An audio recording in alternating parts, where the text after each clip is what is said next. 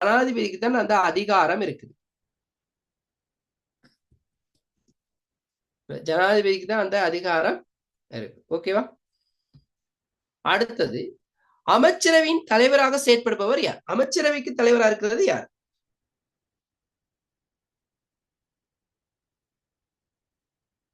அமைச்சரவைக்கு தலைவராக சபாநாயகர். சபாநாயகர். சபாநாயகர். சபாநாயகர். அமைச்சரவைக்கு தலைவராக இருக்கிறது யாருன்னா ஜனாதிபதி தான். அமைச்சரவைன்றது அந்த சொல்லுவோம் இல்லையா, ஒரு மினிஸ்ட்ரிய மட்டும், அதுக்கு யார் தலைவரா இருப்பானா ஜனாதிபதி தான் அதுக்கு தலைவராக இருப்பாரு. சரிதானே? பாராளுமன்றத்துக்கு யார் தலைவரா இருப்பாரு? சபாநாயகர். பாராளுமன்றத்துக்கு தான் தலைவர் யாருன்னா சபாநாயகர். பாராளுமன்ற உறுப்பினர்களின் பதவிக்காலம் எத்தனை ஆண்டுகள்? 5 வருடம். அதுவும் 5 வருடங்கள் தான். சரிதானே? அப்ப சரியாக 5 வருடத்தை பூர்த்தி செஞ்சவங்களுக்கு மட்டும் தான் ஓய்வூதியம் கிடைக்கும். 5 வருடத்தை குறைவா இருக்கிறவர்களுக்கு வந்து ஓய்வூதியம் கிடைக்காது. பாராளுமன்றத்துல தெரிவு செய்யப்பட்டு சரியாக 5 வருட பூர்த்தி ஆகியிருந்தா மட்டும்தான் அவங்களுக்கு ஓய்வூதியம் கிடைக்கும், இல்லாட்டி ஓய்வூதியம் கிடைக்காது. அடுத்து உச்ச நீதிமன்றத்தின், இலங்கையின் உயரிய நீதிமன்றமாக சொல்லுவோம் இல்லையா, உச்ச நீதிமன்றத்தின் பதவி வழி தலைவர் யார்? பதவி வழி தலைவர் என்னன்னு சொல்லுவோம்?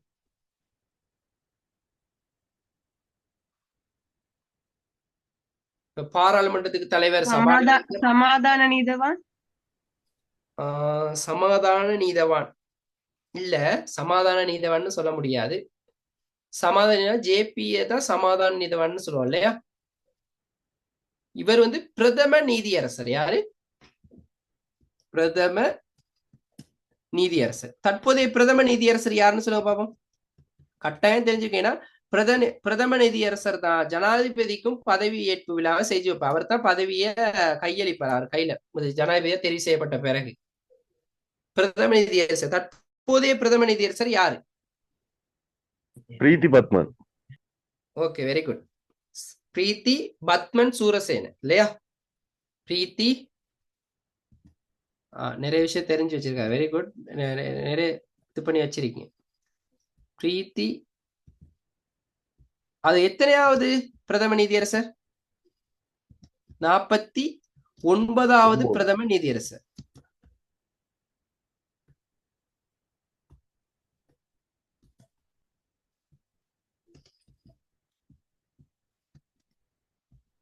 பிரீத்தி பத்மன் சூரசேனன் வரும். நான் அதை கொஞ்சம் கொஞ்சம் டைப் பண்ணிக்கொள்ளுங்க. சூரசேன டைப் பண்ணிக்கொள்ளுங்க. இதுல எனக்கு கொஞ்சம் டைப் பண்றது கொஞ்சம் கஷ்டமா இருக்கு. அதுல சூரசேன், பிரீத்தி பத்மன் சூரசேன். ஓகேவா? 49வது பிரதம நீதியரசர். தற்போதைய பிரதம நீதியரசர் வந்து 49வது.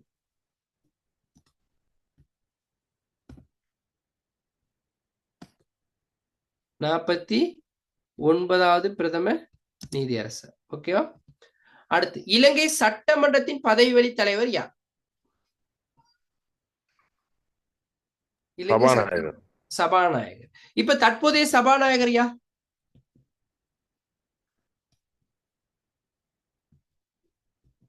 தற்போதைய சபாநாயகர் யார்?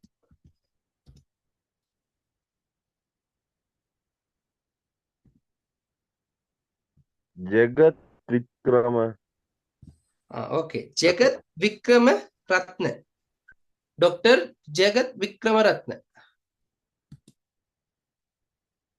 ஜெகத் விக்ரம ரத்ன தற்போதைய சபாநாயகர் கௌரவ டாக்டர் ஜெகத் விக்ரம ரத்ன. ஞாபகம் வச்சுக்கொள்ளுங்க, இந்த மாதிரி கேள்விகள் வர்றதுக்கு வாய்ப்பு இருக்கு. ஜெகத் விக்ரம ரத்ன. அடுத்த சின்ன ஒரு சிம்பிளான ஒரு கேள்வி ஒண்ணு. இலங்கையின் நிர்வாக தலைநகரம் எது?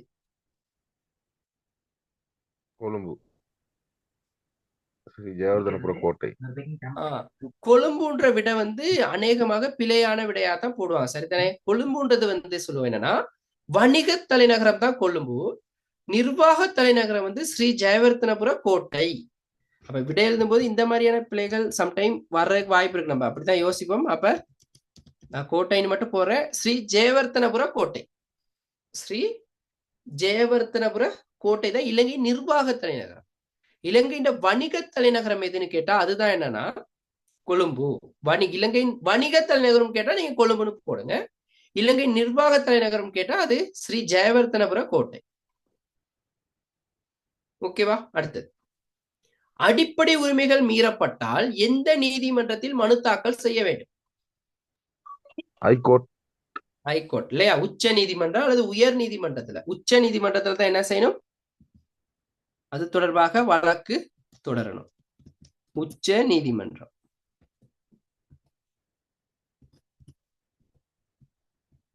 உச்ச நீதிமன்றத்துல.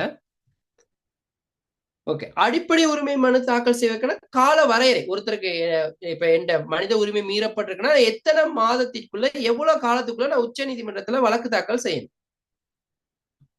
1 மாதம் 30 நாள். 3 மாதங்களுக்குள்ள. 3 மாத காலப்பகுதிக்குள்ள நம்ம என்ன செய்யணும்னா அந்த மனித உரிமை மீறல் தொடர்பாக நம்ம வந்து உச்ச நீதிமன்றத்தில் வழக்கு தாக்கல் செய்யணும்.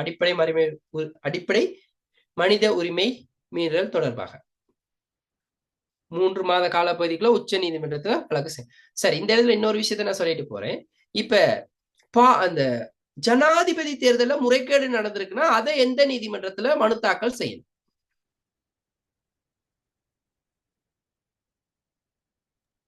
ஹைகோர்ட். அதுவும் ஹைகோர்ட்ல தான், உச்ச நீதிமன்றத்துல. பாராளுமன்ற தேர்தல்ல முறைகேடு நடந்திருக்காங்க அதை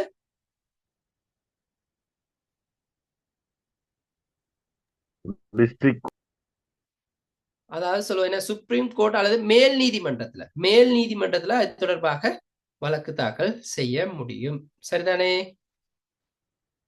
ஓகே, அடுத்தது, மாகாண சபைகள் முறை எந்த சீர்திருத்தத்தின் மூலம் கொண்டு வரப்பட்டது? மாகாண சபைகள் முறை எந்த சீர்திருத்தத்தின் மூலம் கொண்டு வரப்பட்டது? இது மிக முக்கியமாக கேட்கப்படுற ஒரு வினா. 1987ஆம் ஆண்டு தான் மாகாண சபைகள் முறை கொண்டு வரப்பட்டுச்சு. அப்ப இந்த மாகாண சபைகள் முறை எந்த சீர்திருத்தத்தின் மூலம் கொண்டு வரப்பட்டது? அந்த சீர்திருத்தத்தின் மூலமாகத்தான் விலங்குல 13ஆம் சீர்திருத்தம். ஓகே, 13வது சீர்திருத்தம். 13வது இந்த சீர்திருத்தத்தின் மூலமாக தான் என்ன செஞ்சாங்கன்னா தமிழ் மொழியையும் அரச கர்ம மொழியாக ஏற்றுக்கொண்டாங்க. சரிதானே? இங்கதான் நிர்வாக ரீதியாக மத்திய அரசின் நிர்வாக அதிகாரம் பகிரப்பட்டுச்சு. நிர்வாக பகிர்வும் 13வது சீர்திருத்தத்தின் தான் ஏற்படுத்தப்பட்டது. அப்ப இந்த மாகாண சபைகள் முறை வந்து 13வது சீர்திருத்தத்தின் மூலம் கொண்டு வரப்பட்டது. 1987ஆம் ஆண்டு கொண்டு வரப்பட்டது. இதன் மூலம்தான் தமிழ் மொழியும் அரச கர்ம மொழியாக ஏற்றுக்கொள்ளப்பட்டது. அதே போல இங்கேதான் நிர்வாக பகிர்வும் ஏற்பட்டது. அதாவது மத்திய அரசின் ஒரு சில அதிகாரங்கள் மாகாண சபைகளுக்கு வழங்கப்பட்டது. ஞாபகம் வச்சுக்கொள்ளுங்க. மாகாண ஆளுநர்களை நியமிக்கும் அதிகாரம் யாரிடம் உள்ளது? ஜனாதிபதி. அதுவும் யார்கிட்ட இருக்கு? ஜனாதிபதி கிட்ட தான் இருக்கு. அதையும் ஞாபகம் வச்சுக்கொள்ளுங்க. சரியா? ஜனாதிபதி தான் என்ன செய்வார்னா மாகாண ஆளுநர்களை நியமிப்பார். அடுத்தது, மாகாண சபையின் தலைவர் எவ்வாறு அழைக்கப்படுவார்? மாகாண சபையின் தலைவர் யாரு? இப்ப நம்ம ஒவ்வொன்றுக்கு தலைவரையும் பார்த்துட்டே வர, தலைமை பதிவு வைக்கிறவங்களையும் பார்த்துட்டே வர. அந்த அடிப்படையில மாகாண சபைக்கு தலைவராக செயற்படுபவர் யார்?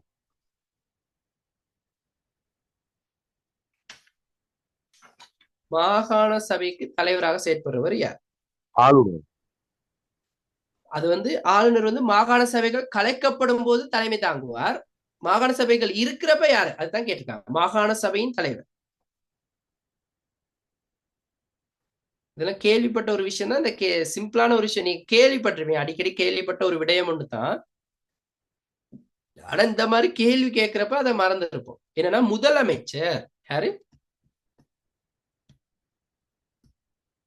முதலமைச்சர் அல்லது முதல்வர் அப்படின்னு சொல்லலாம். முதலமைச்சர்ன்றதான் சரி. முதலமைச்சர். ஏன்னா இப்ப இந்த மாகாண சபை கலைக்கப்பட்டு இப்ப பல வருடம் ஆயிட்டனால அந்த பதவி பேரே ஞாபகம் வர்றது ரொம்ப கஷ்டம்தான். அடுத்து, பாராளுமன்றத்தை கலைக்கும் அதிகாரம் யாரிடம் இருக்கு? 3 பெரும்பான்மையோட சபாநாயகர். 3 பெரும்பான்மை தேவை. ஓகே. அது இல்லாம பாராளுமன்றத்தை கலைக்கிற அதிகாரம் யாருக்கு இருக்கு? ஜனாதிபதிக்கு இருக்கு. ஜனாதிபதிக்கு தான் இருக்கு இல்லையா? கிட்டத்தட்ட 3.5 வருடங்கள் கடந்துட்டா ஜனாதிபதியால என்ன செய்ய முடியும்? பாராளுமன்றத்தை கதை இருக்கு. 3.5 வருடம் கடந்த பிறகு, யாப்பின்படி 3.5 வருடங்கள் கடந்த பிறகு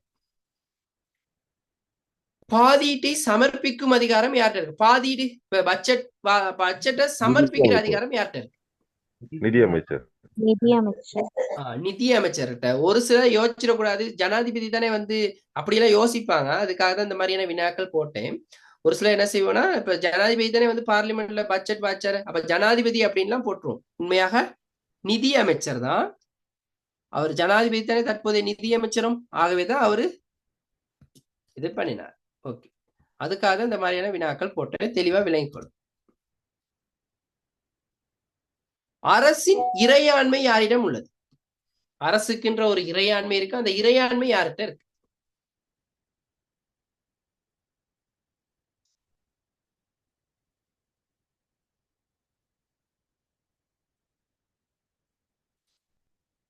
அரசின் இறையாண்மை யாரிடம் உள்ளது?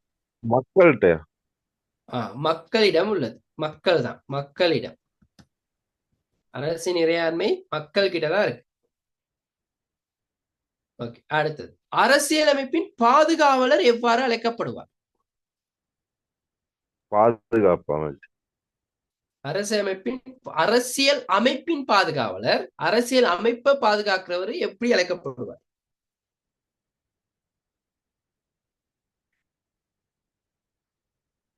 நான் முதல்ல சொன்னேன், இப்ப இந்த உலக மட்டுறுத்தினர் அந்த மாதிரி அரசியலமைப்பின் பாதுகாவலர் யாருன்னா ஜனாதிபதி தான்.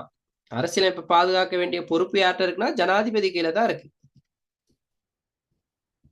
அரசியலமைப்பு பாதுகாக்கிறேன்னா என்னது? அந்த சட்ட திட்டங்களை பாதுகாக்க வேண்டிய பொறுப்பு ஜனாதிபதி கீழே தான் இருக்கு. உச்ச நீதிமன்ற நீதிபதிகள் ஓய்வு வயது யார்? உச்ச நீதிமன்றத்தின் ஓகே, வெரி குட். 65 வயது. உச்ச நீதிமன்ற நீதிபதி ஓய்வு வயது 65 வயது.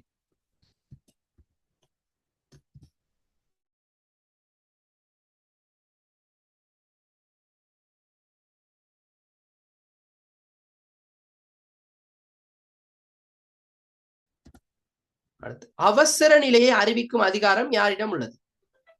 ஜனாதிபதி. அவசர நிலையை அறிவிக்கும் அதிகாரம் யார்? அதுவும் வந்து ஜனாதிபதியில தான் இருக்கு. பாருங்க, இந்த பேப்பர்ல நிறைய ஜனாதிபதியோட சம்பந்தப்பட்ட நிறைய விஷயங்கள் பார்த்துட்டா. அப்ப இதுக்கு பிறகு வந்து உங்களுக்கு அது தொடர்பாக தெளிவு இருக்கும்னு நினைக்கிறேன். அப்ப எப்படியான வினாக்கள் வந்தாலும் நீங்க சரியாக விடையளிக்கக்கூடியதாக இருக்கும். அரசியலமைப்பின் இறுதி விளக்க அதிகாரம் யாரு உள்ள? அரசியலமைப்பு தொடர்பாக இறுதியான விளக்கத்தை அளிக்கின்ற அதிகாரம் யாருக்கு இருக்கு? அரசியலமைப்புல ஏதாவது கேள்விகள் கேட்கப்பட்டால், அது கேள்வி எழுப்பப்பட்டால் அது தொடர்பாக வியாக்கியானம் செய்யும் அதிகாரம்னு சொல்லுவோம். அது தொடர்பாக விளக்கம் அளிக்கிற அல்லது வியாக்கியானம் செய்யும் அதிகாரம் யார்கிட்ட இருக்கு? பிரதமரா? இல்ல, அது தொடர்பான அதிகாரம் வந்து யாரிடம் அப்படின்னு வந்திருக்கு. அது வந்து எந்த நிறுவனம் தான் வந்திருக்கணும்? உயர் நீதிமன்றத்துக்கு அல்லது உச்ச நீதிமன்றத்துக்கு தான் அந்த அதிகாரம் இருக்கு. சரிதானே? உச்ச நீதிமன்றம் தான் அது தொடர்பாக வியாக்கியானம் செய்ய முடியும். உச்ச நீதிமன்றத்திடம் தான் இருக்கு அந்த அதிகாரம், வந்து உச்ச நீதிமன்றத்துக்கு தான் இருக்கு. ஓகேவா? ஓகே, அடுத்ததாக, இலங்கையின் குடியரசு தினம் எப்போது கொண்டாடப்படுகின்றது? பிப்ரவரி 4ஆம் தேதி. அது சுதந்திர தினம். அப்ப இந்த மாதிரி இப்ப இலங்கையின் சுதந்திர தினம் பிப்ரவரி 4. இலங்கையின் குடியரசு தினம் எப்ப கொண்டாடப்படும்? இலங்கை எத்தனையாம் ஆண்டு குடியரசாக்கப்பட்டது?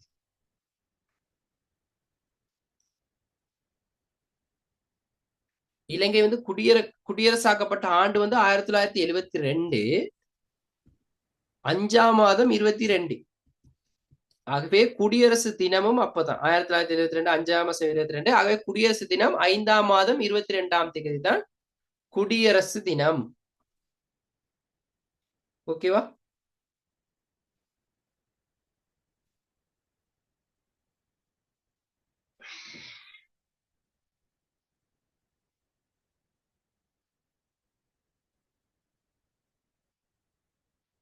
சரி, அடுத்தது, இலங்கையின் முதலாவது நிறைவேற்று அதிகாரம் கொண்ட ஜனாதிபதி யார்? ஜெயவர்தன. ஜெயா ஜெயவர்த்தன. சரியா? அதை ஒருக்க இது பண்ணிக்கொள்ளுங்க. ஜெயவர்த்தன. அடுத்தது, அப்ப இலங்கை நாடாளுமன்ற உறுப்பினர்கள் தேர்தல் மூலம் தெரிவு செய்யப்படுவோர் எத்தனை எண்ணிக்கை? 196 அப்ப மீதமாக உள்ள 29 பேரும் தேசிய பட்டியல். தேசிய பட்டியல் மூலமாக தெரிவு செய்யப்படுறாங்க. ஓகே. இலங்கையின் முதலாவது பிரதமர் யார்? DS சார் 49 என்பது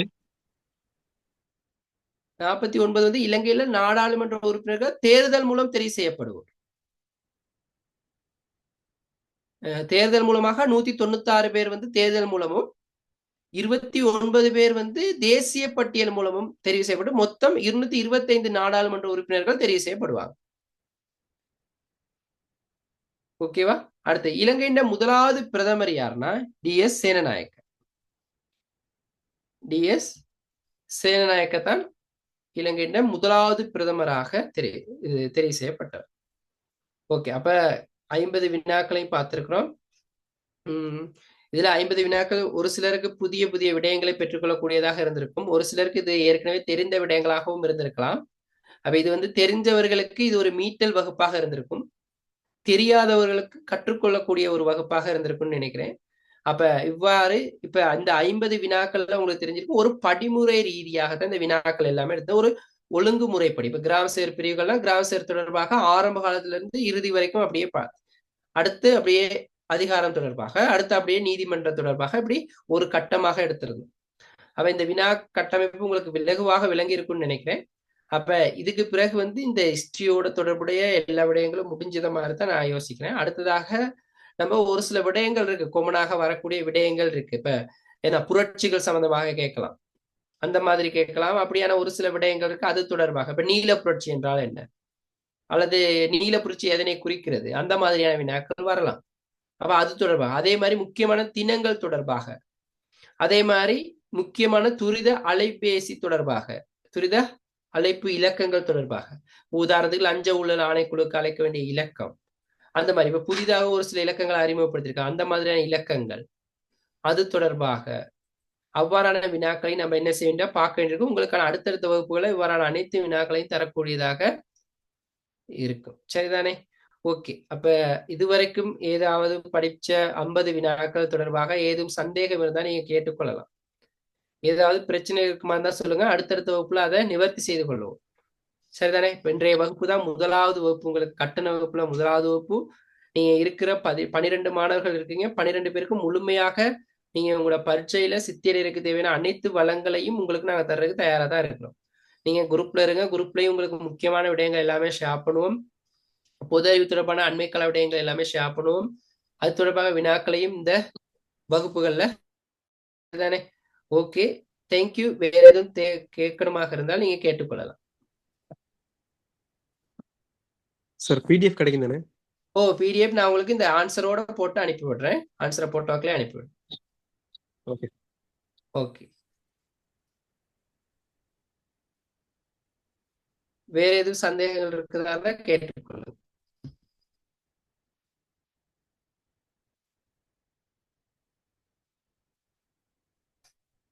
ஓகே. அப்படி இல்லைன்னா இதோட வகுப்பை முடிச்சுக்கொள்வோம்.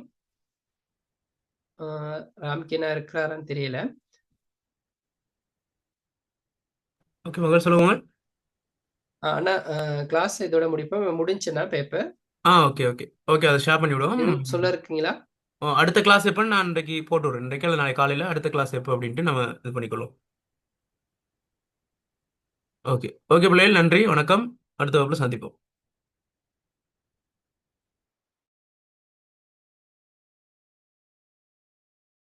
Thank you, sir.